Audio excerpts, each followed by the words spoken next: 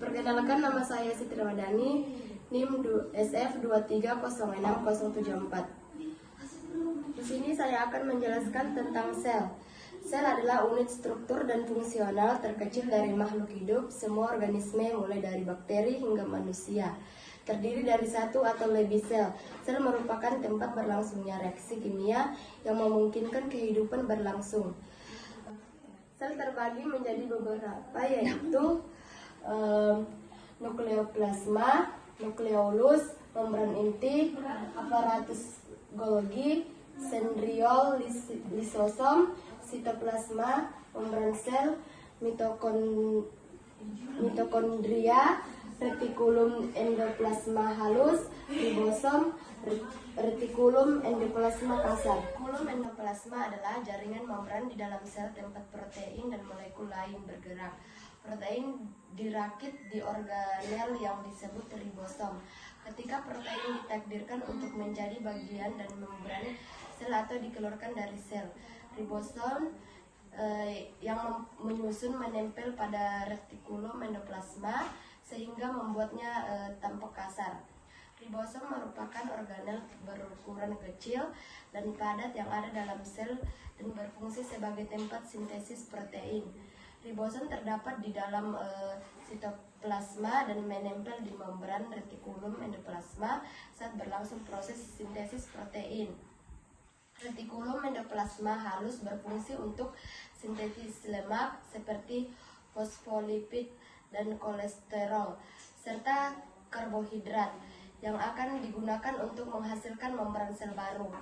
Inti sel atau nukleus adalah struktur di dalam sel yang mengandung nukleolus dan sebagai besar DNA sel. Fungsi inti sel adalah sebagai pusat komando sel yang mengirimkan petunjuk sel ke sel untuk tumbuh, matang, membelah atau mati. Nukleoplasma atau disebut juga karyoplasma atau getah inti adalah zat granular semi padat yang mengandung banyak protein. Serat protein membentuk matriks silang di dalam inti sel atau nukleus. Ini membantu mempertahankan bentuk dan struktur nukleus. Nukleus plasma merupakan tempat utama aktivitas enzim di dalam nukleus.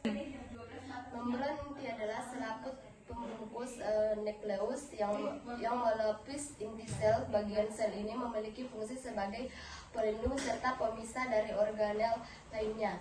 Membran inti memiliki pori-pori yang berfungsi sebagai tempat keluar masuknya molekul. Badan Golgi adalah organel yang dikaitkan dengan fungsi ekstresi sel. Struktur ini dapat dilihat dengan menggunakan mikroskop cahaya biasa. Ulangi dari ya. Sentriol adalah organel silinder yang terdiri dari mikrotubulus, yaitu molekul terbentuk tabung atau untayan protein. Sentriol biasanya ditemukan dalam sel eukariotik. Di dalam sel, sentriol membantu dalam membelah sel dengan memfasilitasi pemisahan kromosom.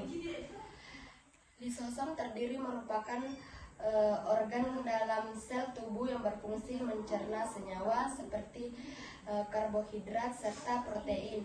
Nah, untuk menjalankan fungsinya dengan baik, lisosom membutuhkan enzim tertentu.